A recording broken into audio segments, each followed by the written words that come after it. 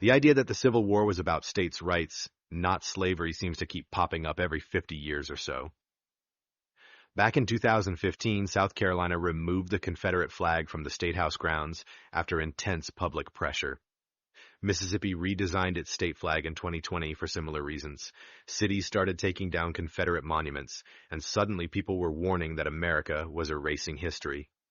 And of course, the war wasn't really about slavery. All right, let's back this up. In late 1860 and early 1861, 11 Southern states announced they were leaving the Union, and they wrote official documents explaining why. Every single one pointed to slavery in the first paragraph. Not tariffs, not states' rights, slavery described as essential to their society and economy. And then there's Alexander H. Stephens, Vice President of the Confederacy. In his 1861 Cornerstone speech, he declared the Confederacy was founded on the belief that slavery and white supremacy were its cornerstone. Pretty hard to misinterpret that. But then the Confederacy went and lost the war. 4 years of war had completely wrecked the Southern economy. Slavery was abolished, and during Reconstruction, federal troops remained in place while ex-Confederate states were blocked from rejoining the Union until they accepted the 13th, 14th, and 15th Amendments, ending slavery and granting citizenship and voting rights to black men. Suddenly, the slavery explanation didn't sound so great.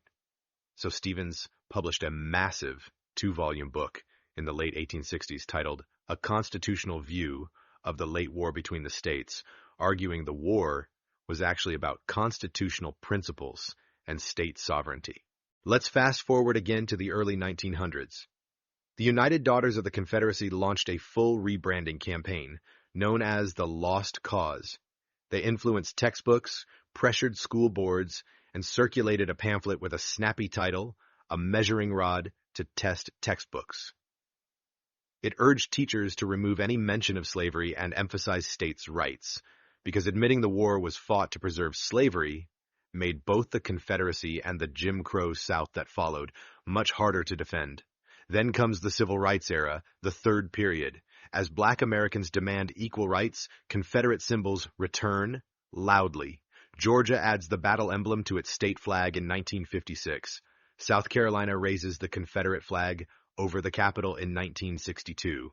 New monuments are dedicated during fights over school integration and voting rights. The flag becomes less about the 1860s and more about resisting integration in the 1960s. So remember, the next time someone claims the Civil War was about states' rights, they're repeating a PR campaign that was rewritten long after the war to hide the central role of slavery.